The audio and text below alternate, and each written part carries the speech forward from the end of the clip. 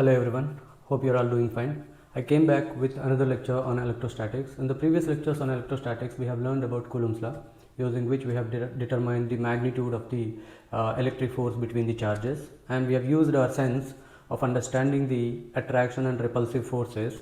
We have identified the direction of the electric force also separately. In this video, we are going to learn about vector representation of Coulomb's law, using which we can determine the magnitude as well as the direction together. So yes, my name is Vijay Krishna and you are watching UpPhys channel. Let's get started.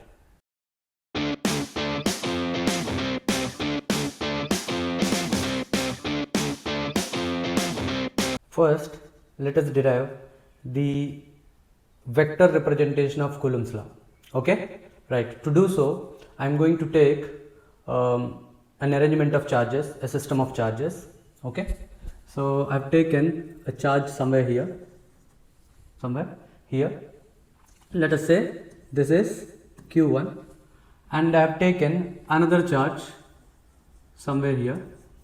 Let us suppose charge is Q2. These two are separated by a distance r. Let it be separated by a distance r.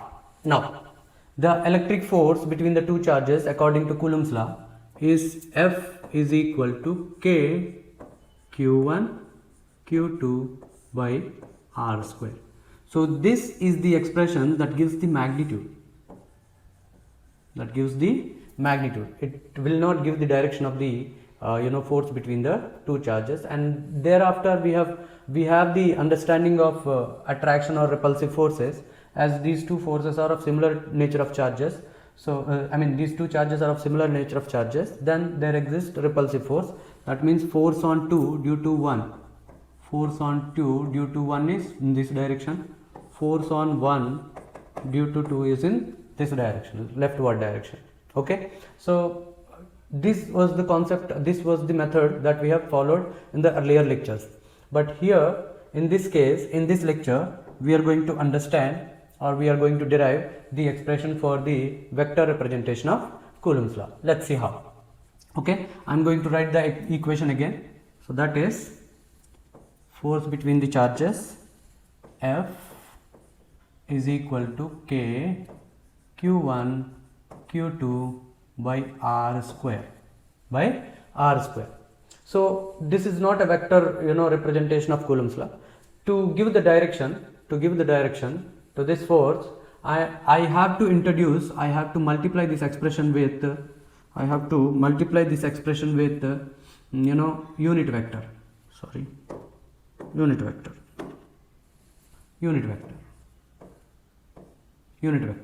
Along the direction of the force.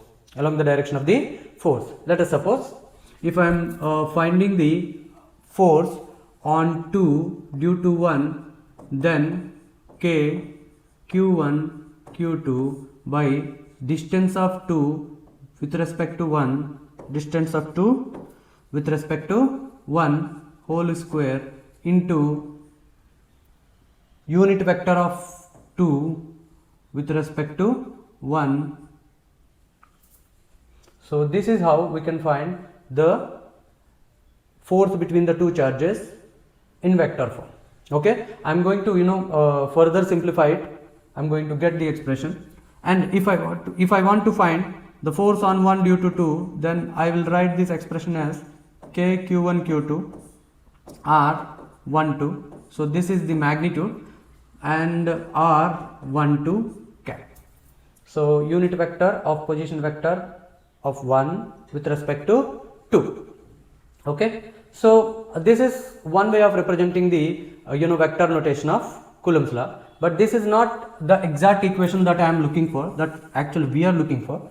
I am going to get another expression by using this expression. Okay, force on 1 due to 2 is equal to K Q1 Q2 by R21 square into this unit vector can be written as vector to its magnitude.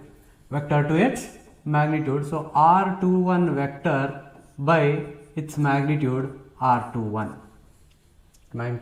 R21. So the final expression that I am getting, here it is, force on 2 due to 1. Okay, so final expression that I am getting is force on 2 due to 1 in vector notation is K q1 q2 by R21 whole square, whole cube, because there is R21, there is R21 square, so together it will give R21 cube and R21 vector. So this entire term gives the magnitude, this gives the direction of the force that we are looking for, that we are discussing about. Okay, right. So R21. How do we find this R21? How do we find this R21? R21 is nothing but position vector of 2.2 minus position vector of 1. Position vector of 2 with respect to 1 means position vector of 2 minus position vector of 1. Okay, this is how we can determine R2 minus R21 by using R2 minus R1. We are going to discuss the examples as well. You will be able to understand it very clearly. Okay, right. So I'm going to erase entire thing. I'm going to write the expression again. I'm going to draw one more diagram to make you understand it much more better. Okay, right. So I'm going to take another system of charges and another diagram to make you understand it much better. Okay, so let's take the three-dimensional coordinate system in which I'm going to consider three particles. First,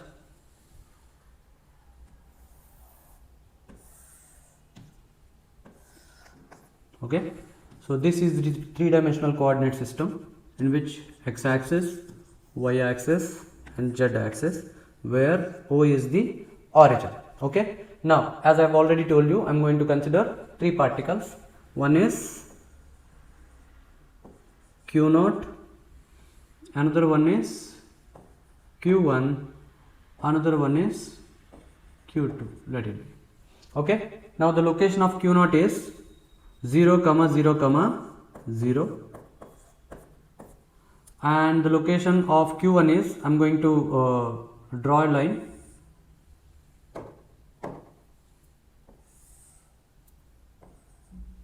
This is R1 vector, position vector of Q1 with respect to the origin, and this is R2 vector, position vector of Q2 with respect to the origin. Okay, so till now everything is clear, right? Now I am going to find the force between Q0 and Q1. I am going to use the vector representation of Coulomb's law. So force between Q0 and Q1, I am going to write this force as F1. Okay, F1 is equal to K Q1 Q0 by the separation between the two. So R1 square. So R1 square.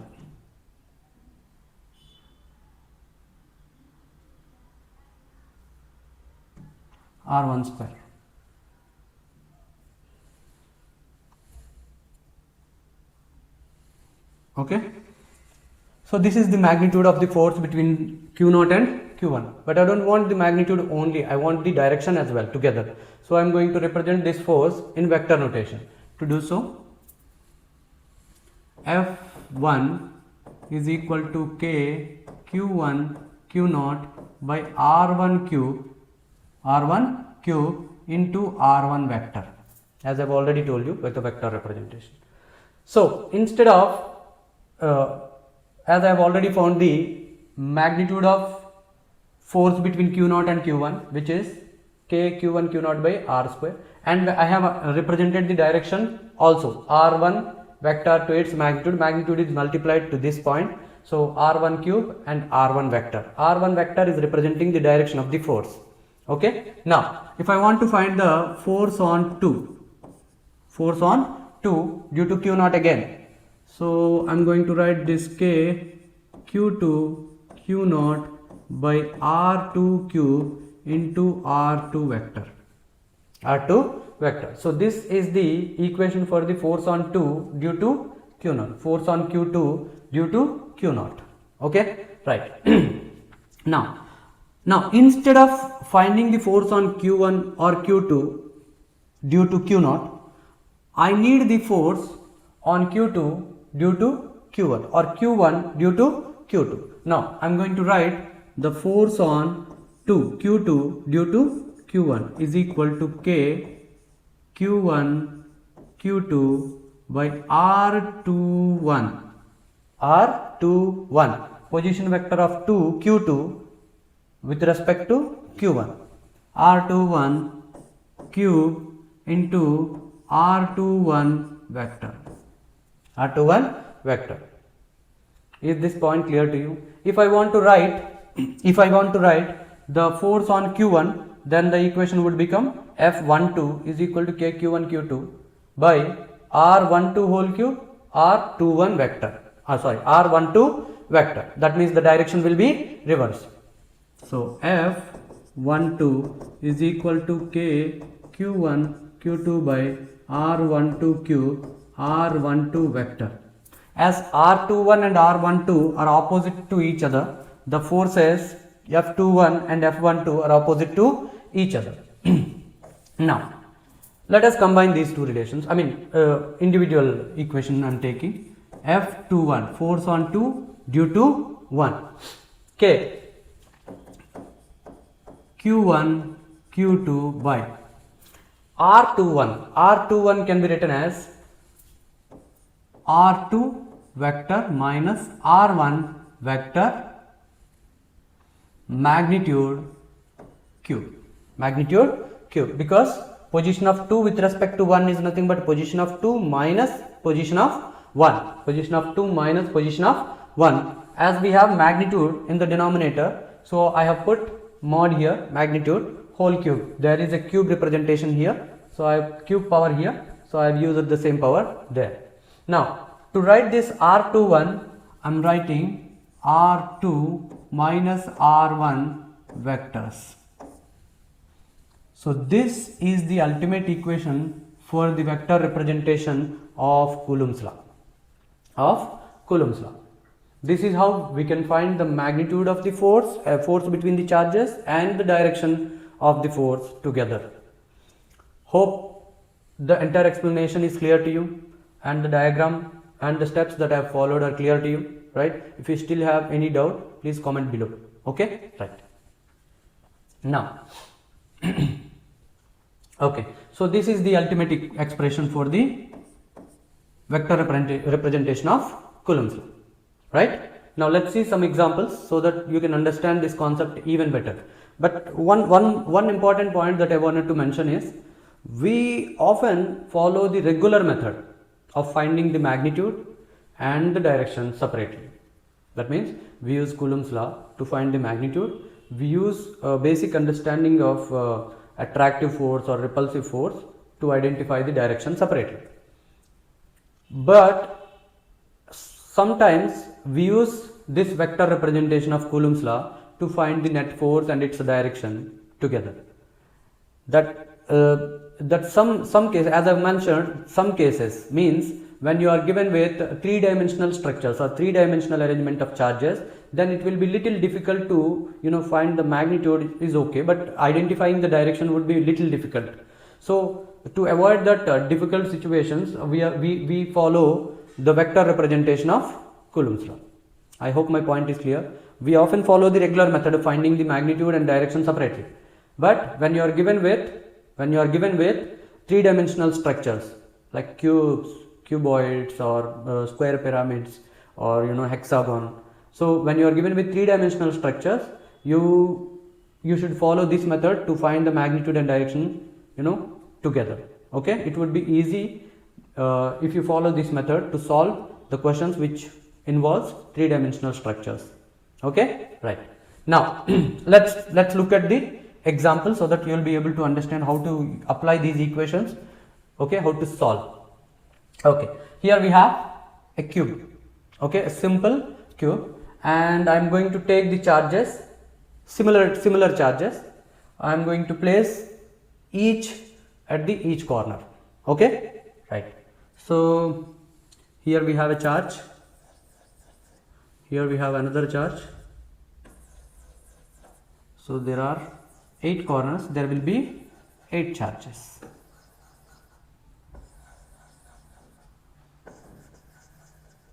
Right, and 8 charges. Each of the charge Q, Q, Q. All charges are Q only.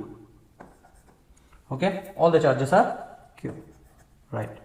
Now I am going to number these charges so that to avoid the confusion. Okay, which charge we are going to consider, on which charge we are going to determining the force.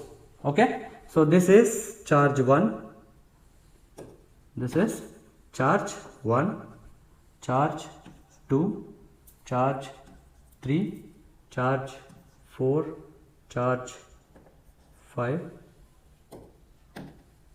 charge 5, charge 6, charge 7 and charge 8.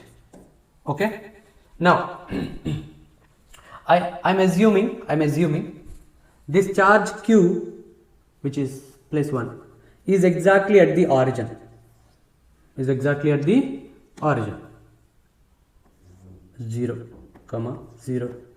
0, exactly at the origin.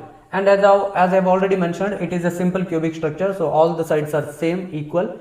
So I am considering each side as A, so this is A, and each side is A only. Okay, this is all A, this is also A, all the sides are same. Okay, right. Now as this charge is at the origin, I can identify the location of each of these charges, and my question is find the force on charge 8. Find the force on charge which is at location 8. Right? Clear? Okay. So each of these charges are exerting certain amount of force, obviously repulsive force. But it is very difficult to identify the direction separately. Okay, we can find the magnitude of the force anyhow. We can find the magnitude of this force, all the forces, we can add them vectorial, right, based on their direction. But it is bit difficult to identify the direction by using the attraction and repulsive forces. So where it comes? The vector representation of Coulomb's law. Vector representation of Coulomb's law. We use vector representation of Coulomb's law to find the net force on charge Q exactly at position 8. Okay, so that force I've represented it as F8. What is force on charge Q at 8 is the question. Okay, now in order to find this net force, we find the location of each particles, and we find the position of 8 with respect to each of these particles, and then we use the vector representation of Coulomb's law equation and we substitute all these values to find the net force. That is how we follow step by step method. Okay, first I am going to locate the charges to identify the location of the charges. Okay, so this is however 0, 0, 0, that means it is at the origin. Now I am going to identify the x-axis, y-axis. Okay, so this is x-axis, this is y-axis, and again this is z-axis. Okay, right. Now I have the charge here which is on the x-axis. That means its coordinates will be A 0 0, A 0 0. Okay, now this is on the z-axis, so its coordinate will be 0 0 A, and this is on the y-axis 0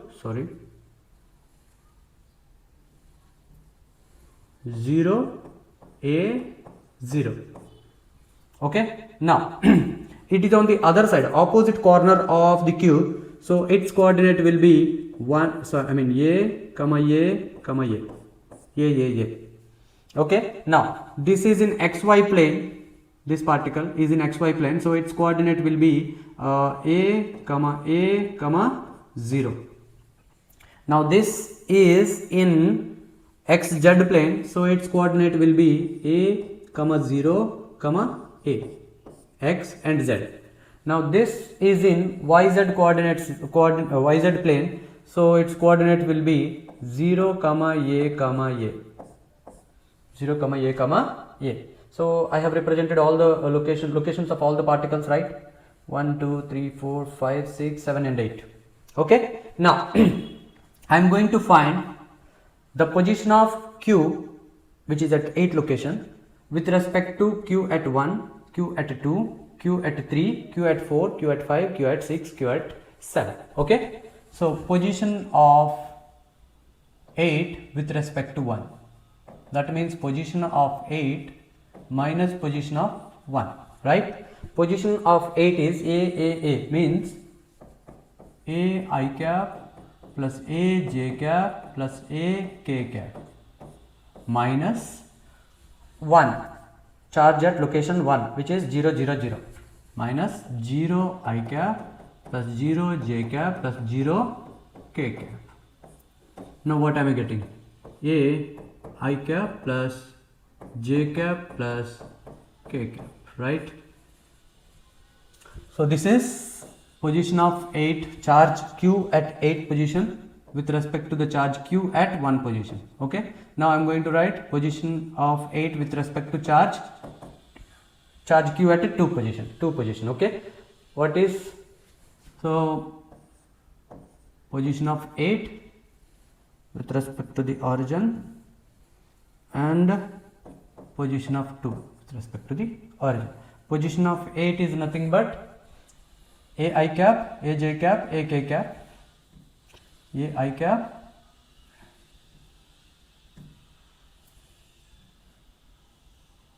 A I cap, A j cap, A k cap, and position of 2 is nothing but A 0, 0, means I am writing A I cap plus A j cap plus A k cap minus R2, position of charge Q at a 2, which is on the x-axis. So I cap, j cap, k cap are 0. So A I cap. So this one gets cancelled. A common, j cap plus k cap. And position of 8 with respect to 3.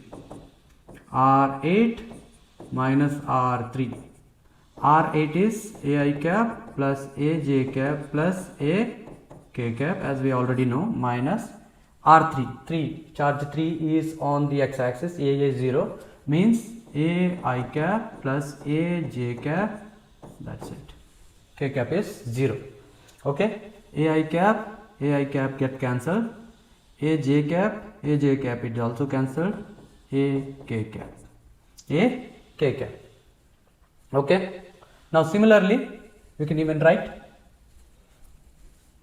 R8 4, R8 minus R4.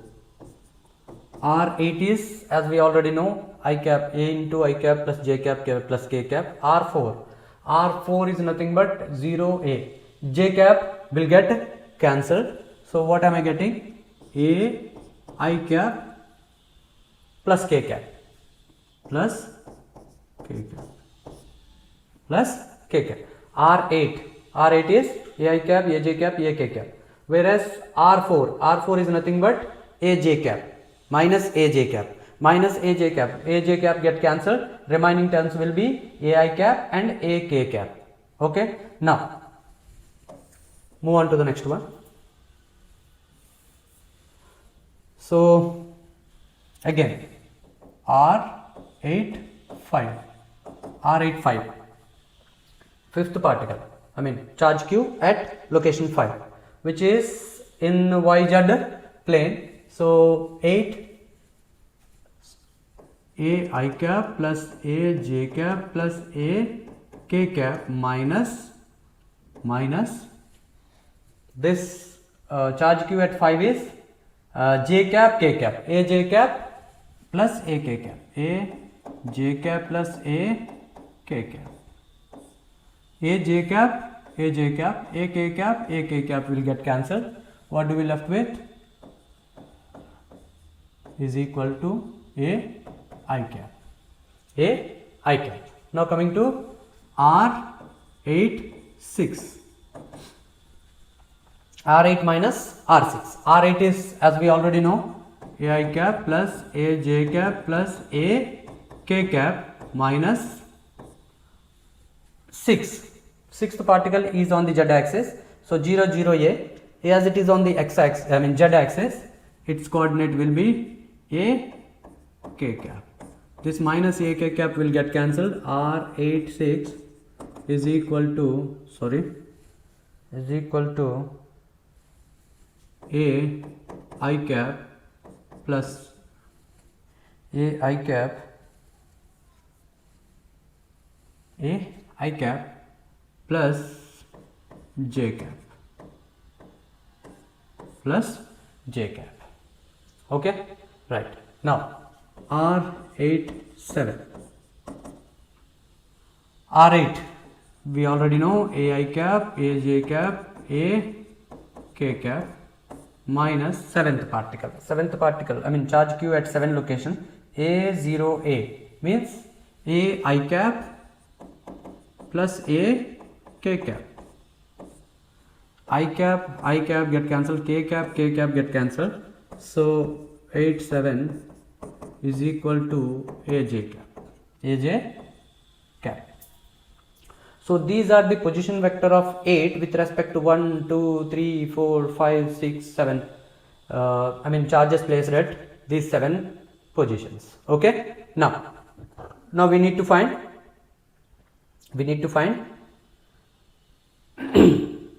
the forces. Okay, the forces on 8 due to 1, due to 2, due to 3, due to 4, due to 5, due to 6, due to 7. I am going to write all the quantities here. So okay, what we do is we are going to write the equations here.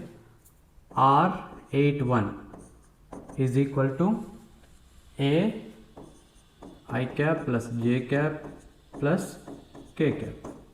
Okay, R82 is nothing but a j cap plus k cap. R83 is how much? A k cap, a k cap. R84 a I cap plus k cap, a I cap plus k cap. Okay, R85 is a I cap, a I cap. R86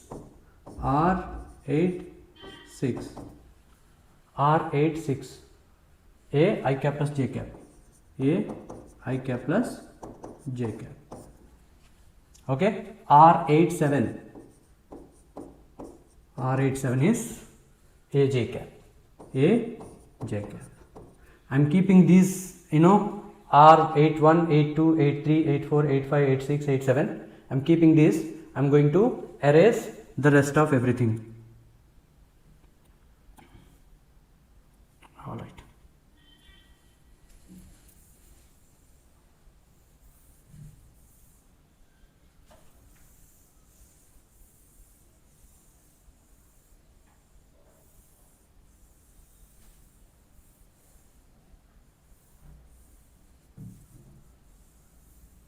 Okay.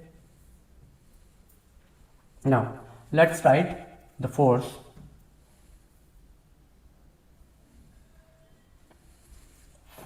on 8 due to 1. Force on 8 due to 1. Okay. As we already know, q into q square by rq, that is R81 magnitude q into R81 vector. This is what the vector representation of Coulomb's law. So R81 cube. R81 is nothing but A into I cap plus J cap plus K cap. So I can write K Q square by magnitude. What would be its magnitude? A cube, A magnitude 1 plus 1 plus 1. Magnitude will be, how can we find it? A 1 square plus 1 square plus 1 square under root, right? So root 3a. So this will be root 3a whole cube. If you can remember how to find the magnitude of xi cap plus yj cap plus zk cap, it will be x square plus y square plus z square under root, right? So this is the formula that I have applied to find the magnitudes. Okay, right? Let's erase.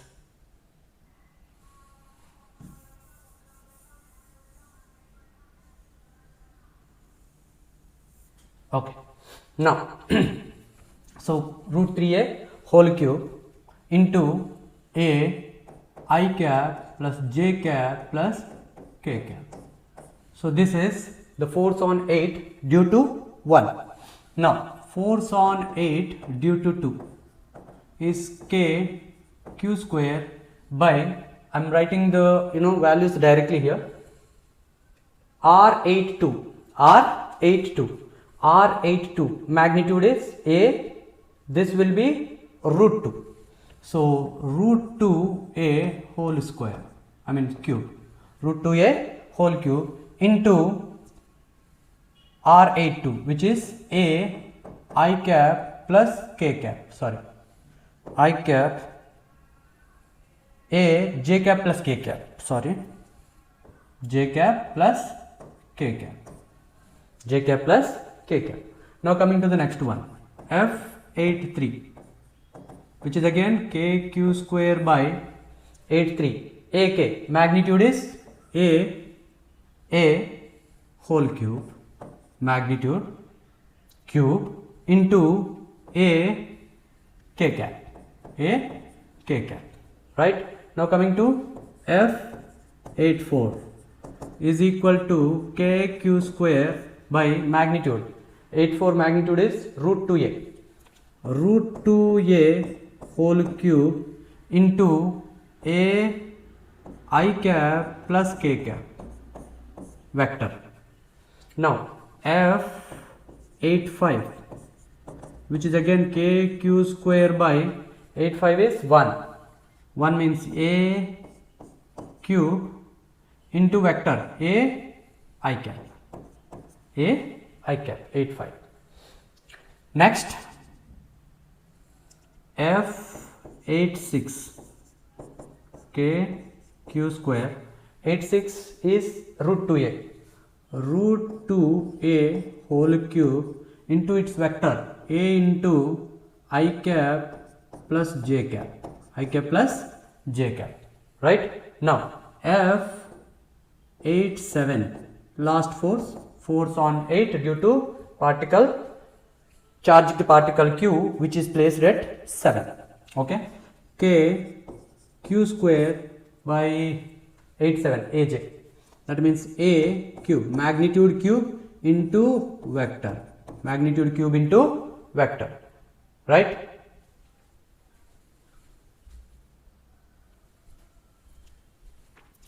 cube into vector, right? Okay. Now what we are going to do is we are going to find the vector sum of all the forces.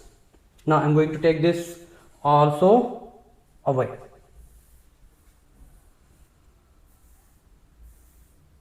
Okay. Now to find the total net force, F net, force on 8, F8 is equal to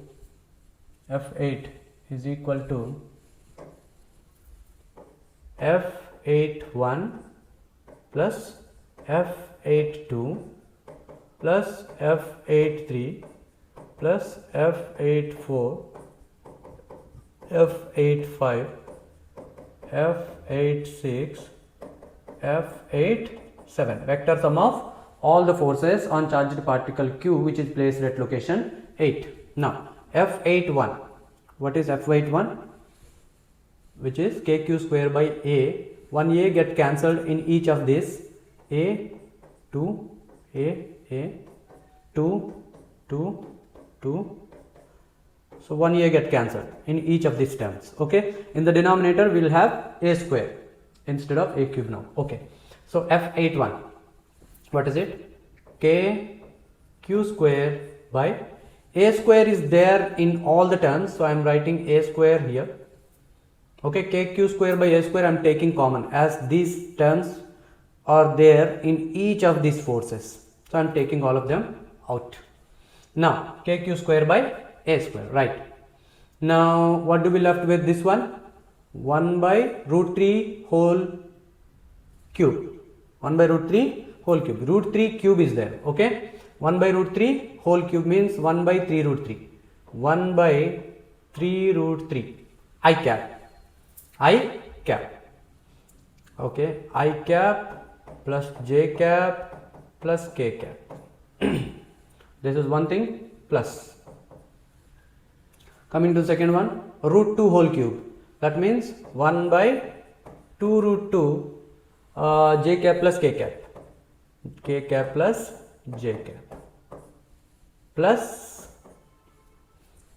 here we have only a square, so I have taken that common. I am keeping 1 here, k cap, 1 k cap. And coming to the next one, 84, which is again 1 by 2 root 2. 1 by 2 root 2 because root 2 cube is there. So 2 root 2 I cap plus k cap, I cap plus k cap. Okay, as only if I write, if you have any confusion, to avoid that confusion I am writing this expression. Okay, as we have kq square a by root 2 a whole cube, this is I cap plus k cap, right? So if I separate these terms, okay, root 2 cube and a cube. Okay, now 1a will get cancelled, a square will remain. I have taken that a square outside because a square is there in all the terms. Now as we have root 2 cube, this can be written as 2 root 2. If it has root 3 cube, then we can write it as 3 root 3. Okay, so in such way I am writing all these terms. I hope I made the point clear.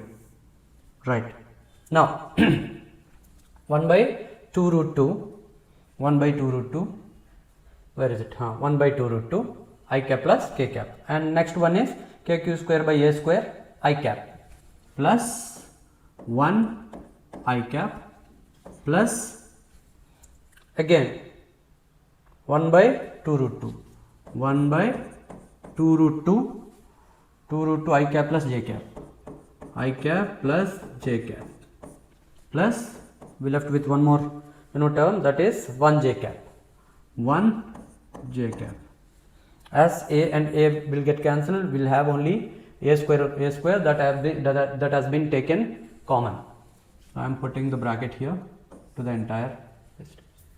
Okay, if you further simplify it, you will get because 1 by 3 root 3 I cap, another I cap, 1 by 2 root 2 I cap, 1 I cap, 1 by 2 root 2 I cap. 1 by 2 root 2 I cap, 1 by 2 root 2 I cap is 2 by 2 root 2 I cap, 2 will get cancelled, 1 by root 2 I cap. Okay, so k q square by a square 1 by 3 root 3 plus 1 by root 2 plus 1 I cap, and you will get the same term for j cap also, 1 by 3 root 3 j cap, 1 by 2 root 2 j cap, and 1 by 2 root 2 j cap, 2 by 2 root 2 j cap. Now 1 by 2 root 2 j cap, 1 by 2 root 2 j cap is 2 by 2 root 2 j cap, so 2 will get cancelled, 1 by 2 root 2 j cap, and we have 1 j cap again. So I can write plus j cap plus k cap as well. So this is the final expression for the force on 8, charged particle Q, which is at location 8 due to all other forces which are placed at the vertices, corners of a cube. So this entire term representing the magnitude, whereas this term is representing the direction. Okay. So by using which, if you want to find the magnitude, we need to find the magnitude. So to find the magnitude, what we are going to do is k q square by a square, this entire term 1 by 3 root 3 plus 1 by root 2 plus 1, these are the magnitudes. Let's find the magnitude of this one. You will get root 3 only. Okay, root 3 only. So this is the magnitude, this is the magnitude.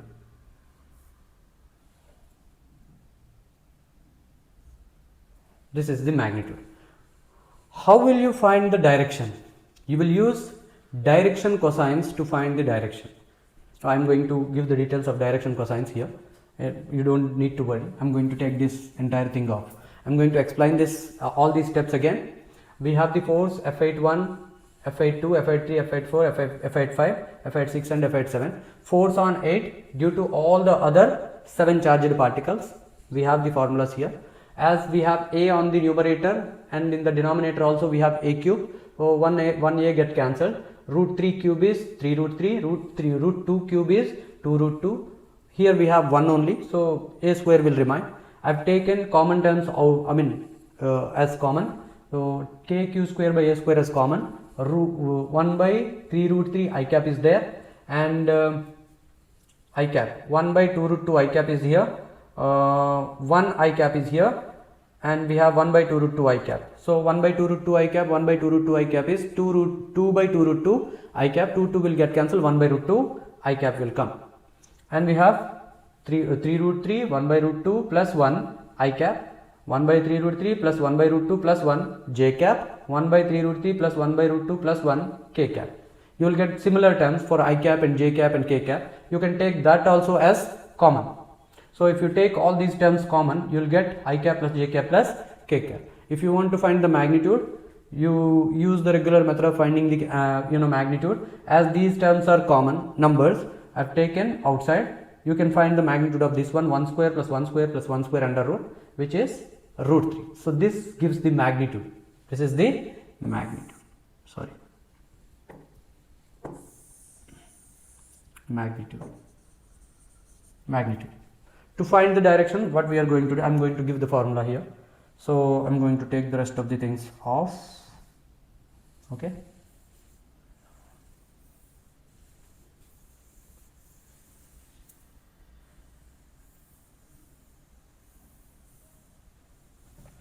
Right. So I am going to draw the diagram again.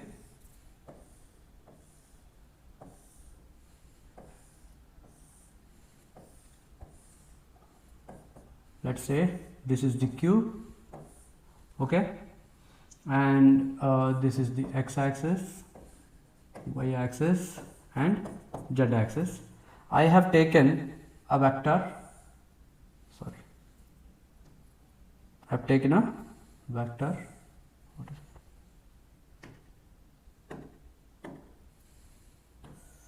Okay, this is the vector. Let's say r. What is it? R vector. Its magnitude is r only. So to find the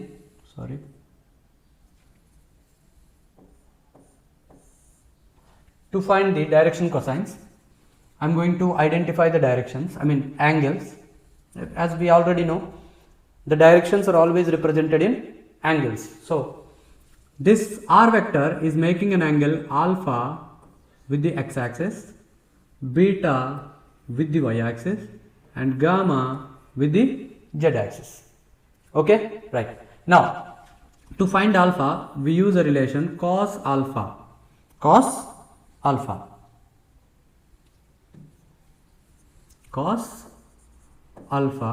is equal to x length by magnitude of the vector, x coordinate by magnitude of the vector, whereas cos beta is equal to y coordinate by magnitude of the vector, and cos gamma is equal to z coordinate by magnitude of the vector, sorry, magnitude of the vector. If you are asked to find the direction of the net force with respect to z axis, then you use this one. If you are asked to find the direction of net force or net vector with respect to y axis, then you use this one. With respect to x axis, you use this one, where x, y, z are x, y, z coordinates, x coordinate, y coordinate, z coordinate, where r is the magnitude of net vector, or net resultant vector. Okay, so these are called direction cosines. We use direction cosines to find the direction of the resultant vector. I hope this explanation is clear to you. If you still find any difficulty in understanding, please comment below. Let's look at another example. Okay, right. Yes, very good example this one is. So it's a square pyramid. I am going to define the quantities here. Okay, as we have 4 corners, I mean 1, 2, 3, 4, 5 corners. I am going to take 5 charges, similar type of charges. Again, I am taking to make the example a little simpler. So this charge here is Q, and here also we have Q, here also we have Q, and another charge we have Q again, here also we have Q charge. Okay, now what I am going to consider is, so origin is exactly at the center of the square, this is the origin, and height of this charge Q from the origin is A, and each side of the square is root 2A. I hope the quantities that I have defined here is clear, right? Okay, now let's move on to the analysis now. I am taking the square pyramid here.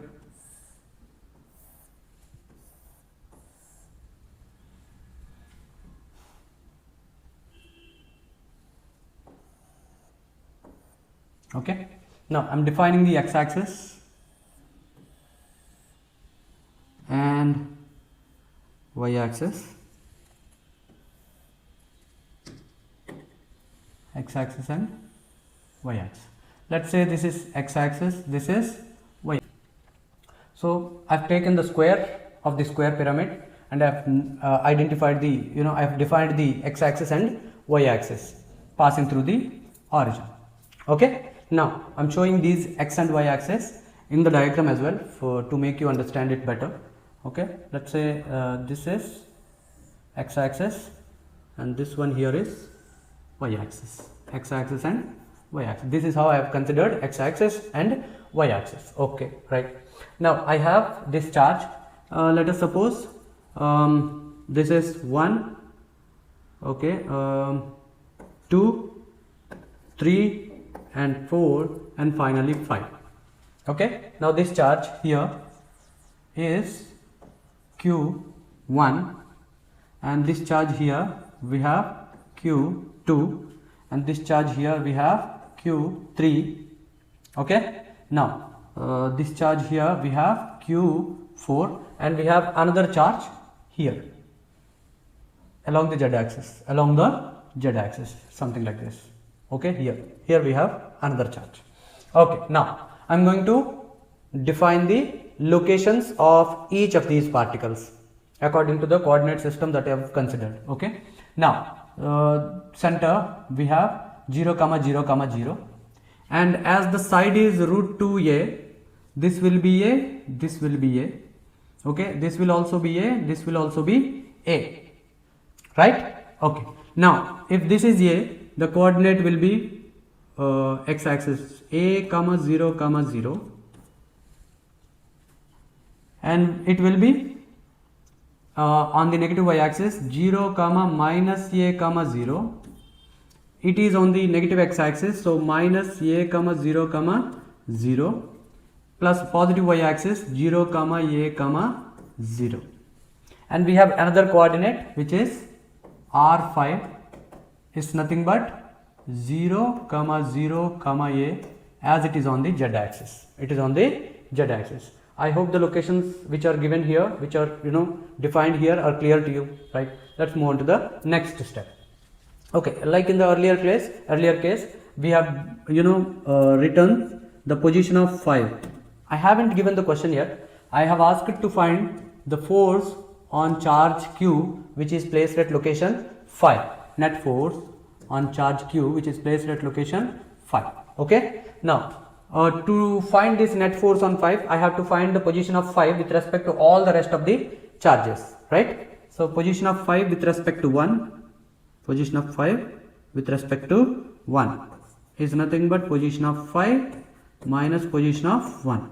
Position of 5 is 0, 0, A, which is A k cap, minus position of 1 is nothing but here, right? 1 is nothing but here. This is 1, this is 2, 3 and 4. Okay.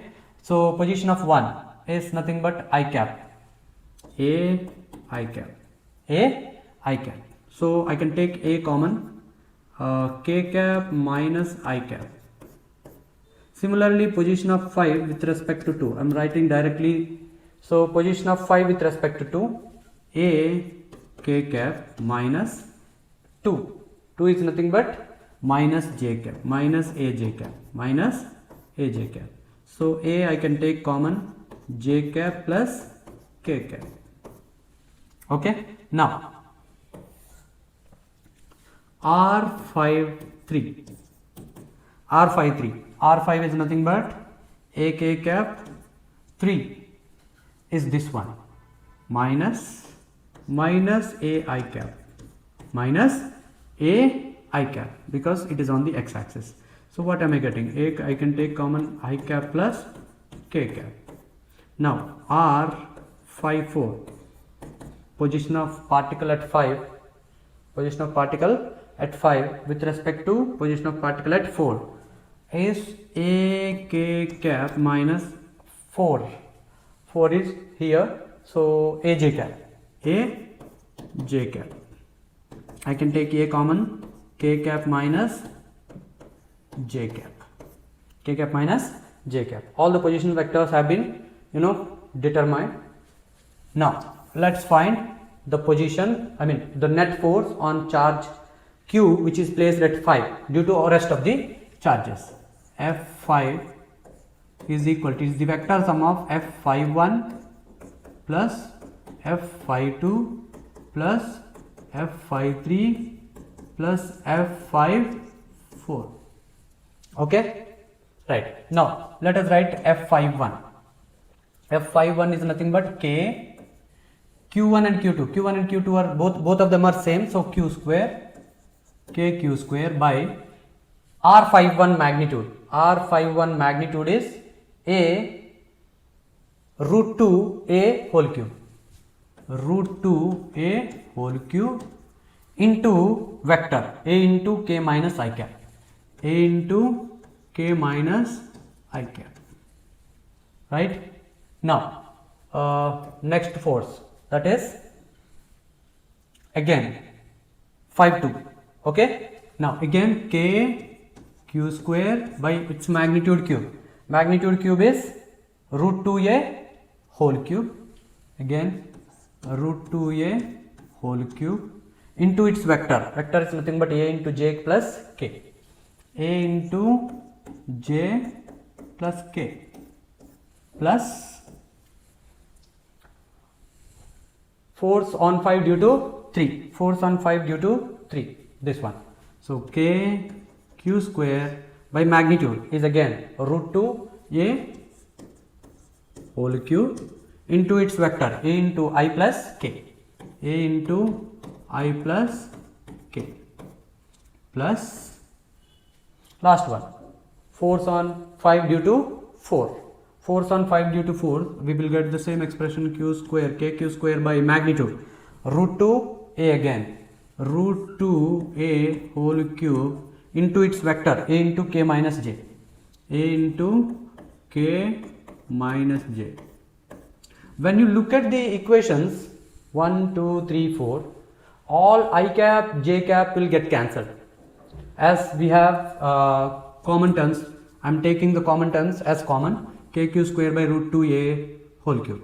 So kq square, root 2 means 2 root 2, root 2 cube means 2 root 2 a cube, 2 root 2 a cube, and a I can take common. Here I have k vector minus I vector, here I have plus j vector plus k vector, here I have plus I vector plus k vector, and plus k vector minus j vector, right? Okay, I hope this step is clear to you. Okay, now when you look at this step, the minus I cap and plus I cap will get cancelled, and plus j cap minus j cap will get cancelled. We have 1 2 3 4 k caps. So what are we getting? 4 k q square a by 2 root 2 a cube. A 1a get cancelled, we left with a square here, 2 2s are, and root 2 2 root 2s, right? So what are we getting as final expression? Force on charge q at 5 is equal to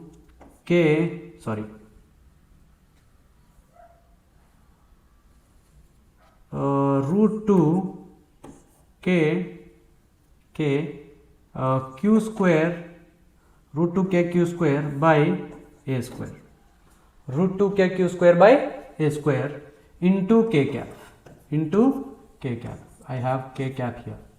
This k and this k are different. This is Coulomb's constant, here this is Coulomb's constant, and here we have this one is unit vector along z axis, So these two are different. Now coming to the magnitude, F5 magnitude is root 2 k q square by a square. Direction is along z axis. Hope this example is clear to you.